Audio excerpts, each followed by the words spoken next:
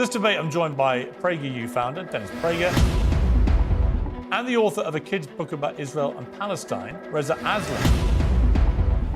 You don't know what you're talking about. To morally conflate the two is a sin. All right, I'll explain it. I'm sorry. So you know this, Piers. Okay, good. In common, they've stoked wars roiling Europe and the Middle East. They're both sworn enemies of the West, and they both found kinship with the rising power of China. Some analysts are calling it a new axis of evil, posing a grave threat to Western democracy. Others claim that the threat is actually posed by a big blonde American in a red hat. So who's right? And how do we restore order to a world on fire? This debate, I'm joined by PragerU founder Dennis Prager and the author of a kid's book about Israel and Palestine, Reza Aslan, who's been debating these issues with me, well, for quite a long time. Comes from out of these conflicts, more strengthened every time. They want their children to be martyred so they can carry them out, show them to the international media. It's a double war crime. That's a ridiculous and cynical way of talking about what's going on here. Why should Israel have to put up with just endless rockets being fired? It should not. Israel is targeting, as best they can, only terrorists. Now, the terrorists... They killed a whole family of 10 yesterday. It is the government of Gaza. It's not going anywhere, no matter what anybody wants to do about it. And the writer and scholar of religions, Reza Aslan, joins me now, along with Dennis Prager, host of the Dennis Prager Show. Well, Reza, great to see you again. I've got to say, it made me chuckle looking at that clip. That's 12 years ago, nearly, at CNN, end of 2012. We could have had that conversation last week. I mean, it's like time has stood still. Even Alan Dershowitz looks pretty similar to the guy I've been debating with for the last few months. But also quite fascinating, isn't it, that the debate around Israel and Hamas and security and the rest of it, that's been raging a long, long time. October the 7th didn't come in a vacuum. Yeah, first of all, thanks for showing everybody how young I used to look. I appreciate that. And me.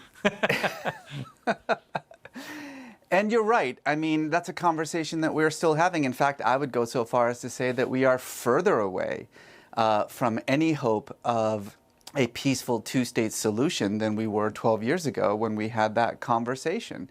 It seems as though this cycle of violence that we are trapped in with Israel and Palestine is one that, if anything, is just getting worse and worse, and we're becoming more and more inured to it.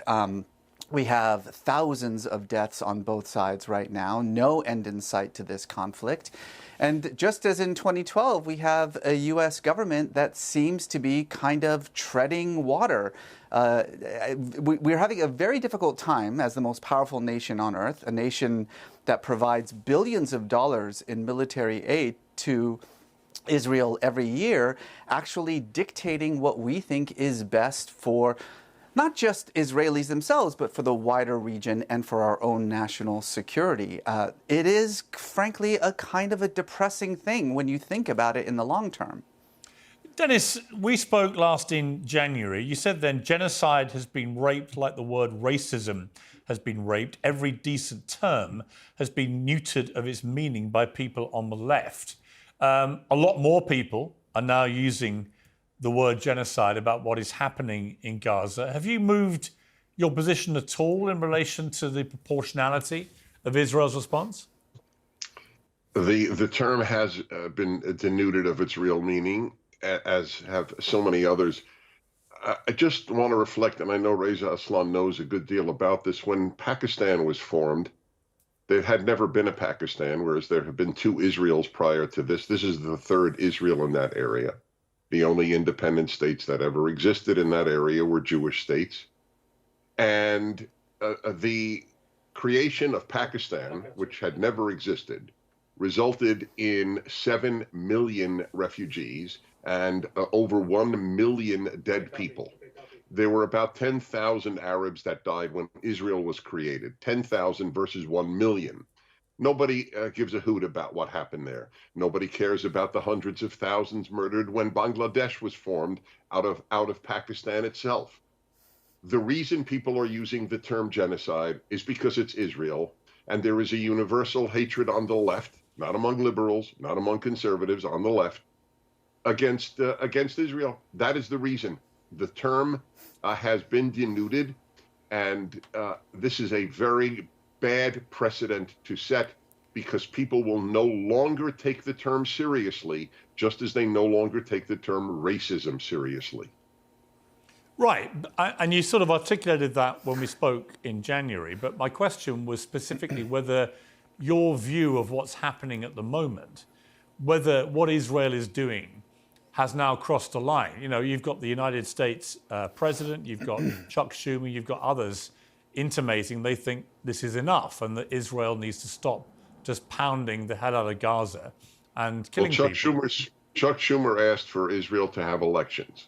So the first thing to be said is, I don't know when America has ever asked a democracy to change its government. It may have, but I don't recall it in my lifetime. Secondly, the opposition in Israel, the leftist opposition or liberal opposition, depending on the term you wish, has announced, if we are in power, we will prosecute the war just as Netanyahu did, and they loathe Netanyahu. Right, but I'm asking what you think. Yes, no, they have. I don't. I attribute every death of a Palestinian to Hamas, just as I attribute every death of a German in World War II to the Nazis. So you have no problem with the scale of what Israel is doing? I have a problem, to be honest. I have a problem even as a Jew. And even though the Nazis created the Holocaust, I have a problem with all the civilian deaths in Germany. Yes, and every decent human has a problem with the death of people who are not in the way of combat, and even in the way of combat. But it could end tomorrow, literally tomorrow. Hamas resigns, like Hitler and his henchmen resigned, there will be peace. And if they announce we accept the Jewish state, there will be peace. There is no example in the modern world of a free country wanting war and a police state wanting peace. Okay, Reza, you've been sort of laughing, I think, ironically about this. But what are you finding comical about that? First of all, let's quickly fix Mr. Prager's history here. Pakistan didn't just arise. There was a partition of South Asia and a war between India and Pakistan that led to all those deaths on both sides. And of course, our focus in the United States currently is on what's happening in Israel, not because I think we are signaling out Israel as opposed to other places in which horrific human rights violations are taking place, but very specifically because I and Mr. Prager and every American is paying for Israel's war in Gaza. I am buying the bombs and the bullets that have thus far killed, conservatively, 30,000 Palestinian non-combatants in Gaza. Nobody is pretending that Hamas is not responsible for this conflict. The murder of 1,200 innocent Israelis was unconscionable. But let's not pretend that Hamas is in charge of something that they could resign, like the Palestinian Authority could resign. There is no government currently in Gaza. Hamas is a non-state terror organization that is currently under siege and running for its life. But even the Israeli military has come out and publicly contradicted Prime Minister Netanyahu to say that this idea that the goal of this conflict is to destroy Hamas is absurd. You cannot just kill off Hamas. Hamas breeds, its fuel is the grievance, the very legitimate grievance of the Palestinian people. Could you and not if have you have said, no intention of addressing those grievances... Reza, just to jump in there, to Dennis's point, could you not have used that argument about the Nazis? Could you not have said, look, you can kill as many as you want, but you won't kill the ideology? And yet the ideology The Nazis were the government of Germany. Well, Hamas is not are the government of Gaza. Of Palestine.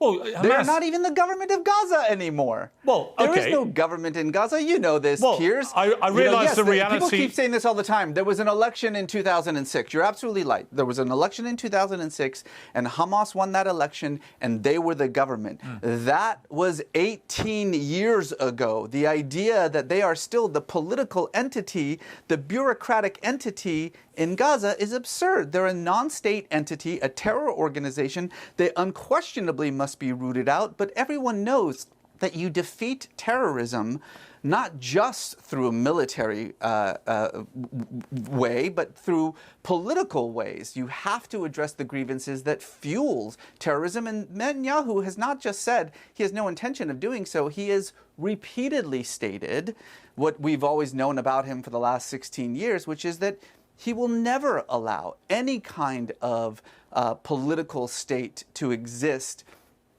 in the Palestinian territories. And until something like that is on the table, I don't see why Hamas has any reason to discontinue its grotesque resistance. Dennis, I mean, that's an interesting point, because my problem about all this from the start has been, what is the end game? What happens after the end of the war?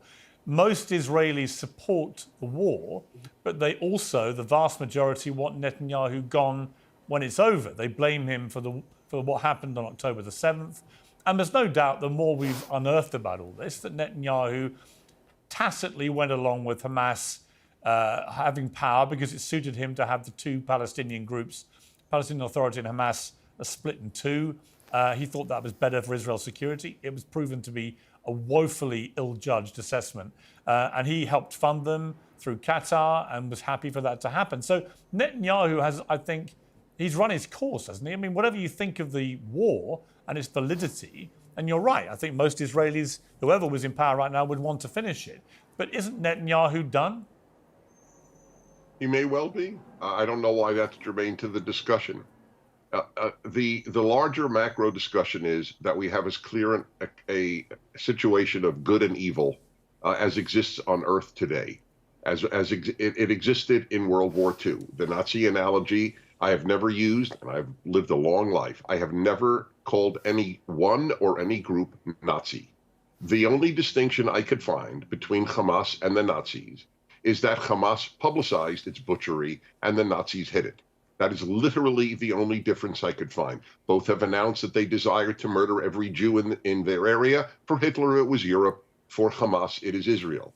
And both go about it. All the rockets that are sent over Israel are meant to murder as many Israelis as possible. If Israel happens to have a way of stopping it. But if Hamas had its way, already tens of thousands or millions of Israelis would be dead. I don't understand why this is a debate. Well, I take that back. I do understand. And that's why I use the Pakistan example. How about this? 60,000 Christians have been murdered by Muslims in West Africa. I don't charge you or anyone because this is universal. Have you had a show on it? And it's not your fault. No one cares, right? Because it's Muslims who killed those black Christians, not Jews.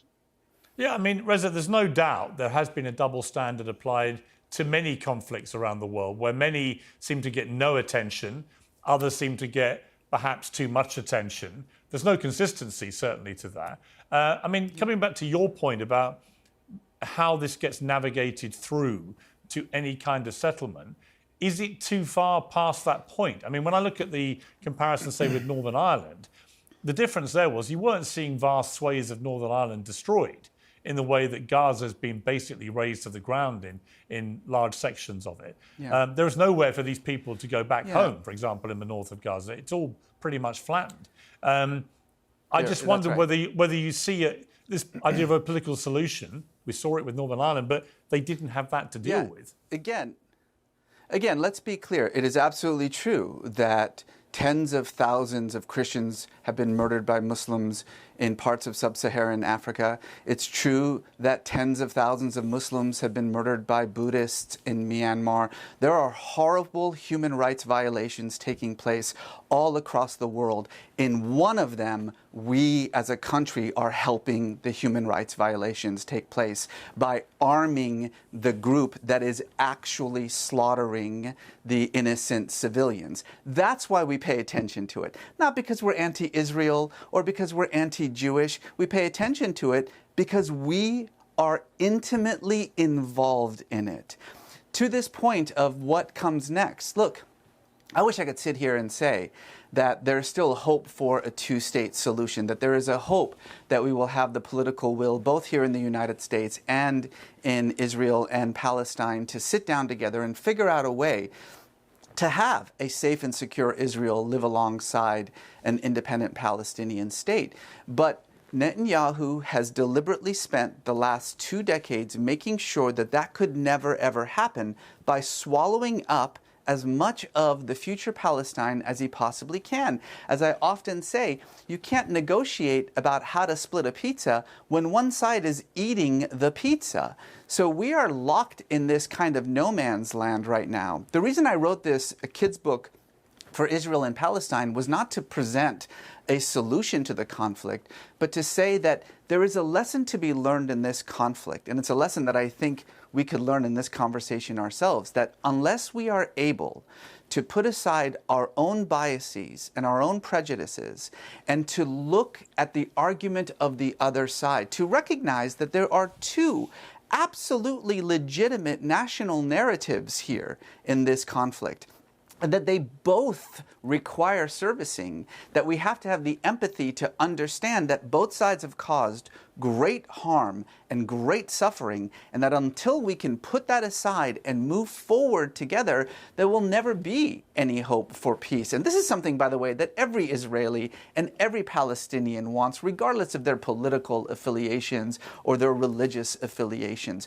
All the people themselves want is to have human dignity and safety and security. But our political leaders, both on the Palestinian side and the Israeli side, and here in the United States, frankly, on both the Republican and Democratic side, are so focused on how this conflict can serve their own needs that they've completely lost track of what the goal is. And the goal is two peoples living side by side in dignity and in safety. Dennis, can you actually argue with that point? I mean, that seems to me a completely Yes, I do argue with the point. Completely reasonable assessment, isn't it? No, it isn't. It's not an accurate assessment. It's a dream assessment. It's Twilight Zone. If the Palestinians really wanted peace with the Jewish state, they would have had it in 1948 and 4 other times after 1948. Netanyahu or no Netanyahu, if Israelis... You need to go back and study your history, Mr. Prager. Yeah, no. I did study my history. I was a fellow at the Middle East Institute at Columbia University and studied Russian and Arabic and Hebrew. So then you know don't tell that... me what I should so study. then you know that don't know Resolution 181... Let me finish. They rejected every peace offer. And Clinton said to Arafat, you blew it. An offer was made at Camp David, and the Palestinians preferred to kill Israelis in buses and restaurants and bar mitzvahs than to have peace. The day the Palestinians say a Jewish state is legitimate, there will be peace. You live in a fantasy world, my friend. Do you see how Mr. Prager constantly says the Palestinians, the Palestinians, the Palestinians? Have I said the Israelis, the Israelis, the Israelis? This is the problem, is that Mr. Prager and those like him cannot stop dehumanizing Palestinians, 6 million Palestinians, by claiming them all as terrorists. It is absolutely true. I didn't hear him say that. That Hamas is a terrorist. I didn't say. He didn't say all Palestinians are terrorists. I'm sorry. The Palestinians chose to kill innocent Israelis. That's what he said. Roll the tape. Well, Hamas are Palestinians, This is deliberate. Right? Well, hang on. Hamas. He said Palestinians. Hamas are Palestinians. Palestinians. This is deliberate rhetoric, Piers. Well, Hamas this are is deliberate rhetoric. Hang on, Reza. Hamas are indisputably Palestinians. Hamas are Palestinians. The heroes of the West Bank are those who kill Israelis. And so are... They are the biggest heroes in the West Bank. Jews do not kill innocent Palestinians. So then we will discuss. Then should I say there is a moral distinction between Israel and its enemies? That is true. Are there wonderful Palestinians and despicable Israelis? Of course, but to morally conflate the two is a sin. Is a moral grievous. Yeah, thank you very much for making a distinction between despicable Palestinians and regular Palestinians now, which you did not do before. No one is saying that the price you tag didn't make a distinction in the United States. In you said Israel, America supports Israel. Who are slaughtering. We do support Israel. Our government supports Israel. That's exactly right. With billions of dollars in military aid, with no conditions, in violation of American law. that forbids us from giving military aid when we don't know whether they're going to be used to violate human rights or not. We ignore that law in order to give Israel $3 to $5 billion of aid. And the difference between the way that you're speaking about it is that I'm not talking about the price tag terrorists, the Israeli price tag terrorists who slaughter Palestinian women and children. I don't say Israel slaughters Palestinian children. Israelis do that. Rhetoric matters. And again, we could have this conversation about history. We could talk about UN 181 if you want to, and why the Palestinians refused it. They made up 2/3 of the population and were given half of the land. We can talk about 242 if you want to. But what does that do for now? Stop looking to the past to try to fix the problem of the present. The problem of the present is pretty clearly defined as it is right now. And we can't even continue this conversation until we just stop the wanton slaughter. I'll define it. Yes, the problem of the present is that most Palestinians support the group called Hamas that wishes to kill every Jew in Israel. That is the problem. And if they change their minds, there will be peace. I don't know why that is a complex issue for you. Well, because it's false. That's why. Because you're spouting. Yes, you're spouting ridiculous notion that 6 million Palestinians, that the majority of Palestinians support the slaughter of Israel. What the 6 million Palestinians support is opposition to an illegal occupation that has made life for all Palestinians, regardless of whether they live in Gaza or the West Bank or in Israel proper, a dehumanistic expansion. Okay, look, let me just pivot slightly, which is you mentioned rhetoric, Reza, and in 2019, you tweeted this about Donald Trump, who's now, of course, a Republican nominee again to be president. Mm-hmm. The president's a white nationalist terror leader. His supporters, all of them, are by definition white nationalist terror supporters. The MAGA hat is a KKK hood, and his evil racist scourge must be eradicated from society. I mean, on reflection, do you regret that tweet? You know, first of all, let me say, I regret every tweet I've ever made, which is why I've given up on Twitter for now 14 months. Twitter is a cesspool, and I wish I had never been on it. The tweet is a cesspool. The President of the United States... Your tweet was a cesspool. Twitter is a cesspool as far as I'm concerned. But let me just make one thing clear. Your tweet was a cesspool. The President of the United States, the former President of the United States, Donald Trump, is demonstrably and objectively a racist, sexist, lecherous, fascist, sociopath and pathological liar who has dehumanized his political opponents, who's called his political opponents vermin, who has called immigrants, undocumented immigrants into this country, not people, and who has literally quoted Hitler. Hitler, Mr. Prager, literally quoted Hitler by talking about the poisoning of the blood of our nation. His followers, his MAGA followers, have made it very clear, objectively so, that their loyalty is not to the Constitution or to the democracy of this country, but to Reza, this you're man, effectively calling. I mean, nearly 80 million people voted for Trump in 2020. That was nearly 10 million more than voted for him in 2016. So a lot of people in America vehemently disagree with you. Are you really saying, as you said in that tweet... There's a lot of reasons to vote for Donald... Are you really saying that 80 million Americans are white nationalist terror supporters? No, that's not what I'm saying. I'm talking about the MAGA, his MAGA... You said his supporters, all of them. I'm talking about all of them. You've asked me a question. You've asked me... Right, but his supporters... I'm trying to answer it. Okay, let me be accurate. You said his supporters, all of them, are by definition white nationalist terror supporters. Mm-hmm. I should have said his MAGA supporters. We have a better term for it now than we did in 2019. That's who I was referring to, and that I 100% stand by. If you support a racist, you are a racist. You support racism. If you support a fascist, you support fascism. This is not complicated. But aren't you using... I will come to Dennis. I'll come to Dennis in one moment. I'm just curious, Reza, because you really were very reactionary when you thought Dennis was basically calling Palestinians as a group, inferring that they were all to blame for what's happening over there. Yeah, that they and were yet all you weren't, and yet you killing, were, and yet killing. you were very quick to blame all Trump supporters and brandish them in the same way. Isn't there an inconsistency there? First of all, I'm not talking about Trump supporters as slaughtering innocent people, but I am making it very clear, and I don't apologize. Well, you said white for nationalist this terror fact. supporters. Donald Trump is a white nationalist. He is a supporter of white national terrorism, which is why he wants to completely forgive and pardon all of the J6 supporters who are in prison for insurrection and for violently attacking police officers. He is repeatedly used rhetoric in order to support, and his followers very much agree with those viewpoints. All right, let Dennis respond. Okay. So, first of all, he's not a racist. Okay, he's not a racist. He's not a white nationalist. He's not a Not racist. a neo-Nazi. He is not a racist. That is correct. He's not a white He couldn't nationalist. care less Okay. about race. That is correct. He is not. The charges are despicable. The man was president for 4 years. The country was way freer in terms of freedom of speech, the most important freedom of all, than under Joe Biden and the Democrats.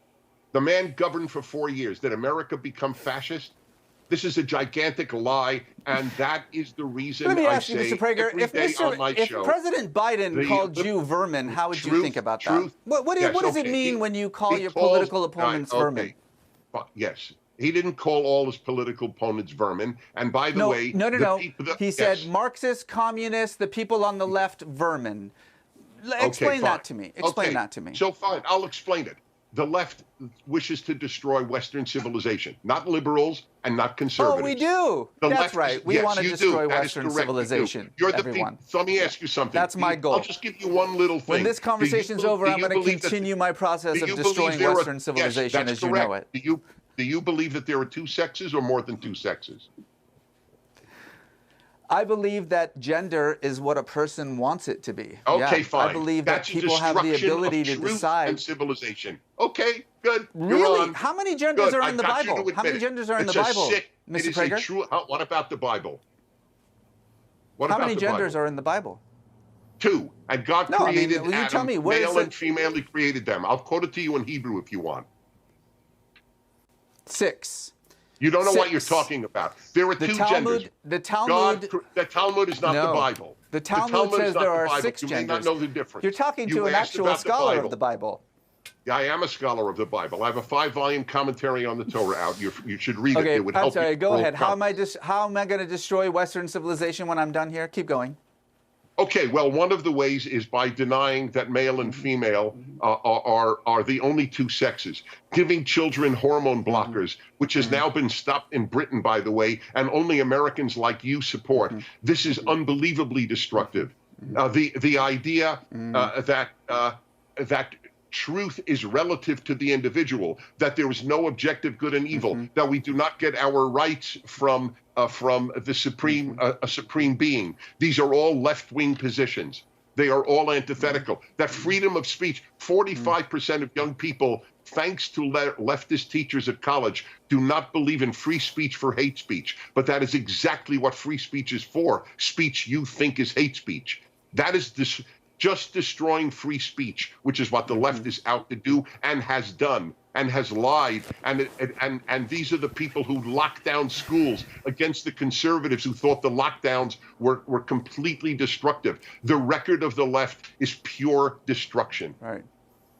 Yeah, what you just described is the entire destruction of Western civilization. That's the plan right there. Give children an opportunity to actually be who they want to be. Give gay people an opportunity to have human dignity. What's funny is everything that you said. What does gays have to do with the one generation? It's exactly what people said. Hey, if black people and white people get married, that's the end of civilization.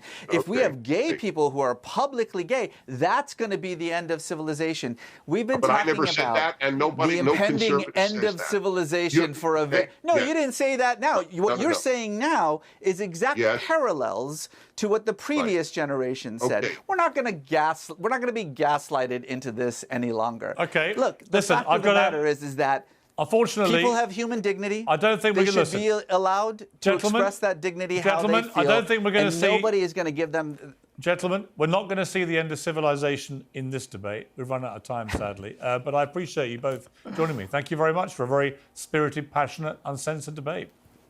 Thank you, Piers. Thank you very much.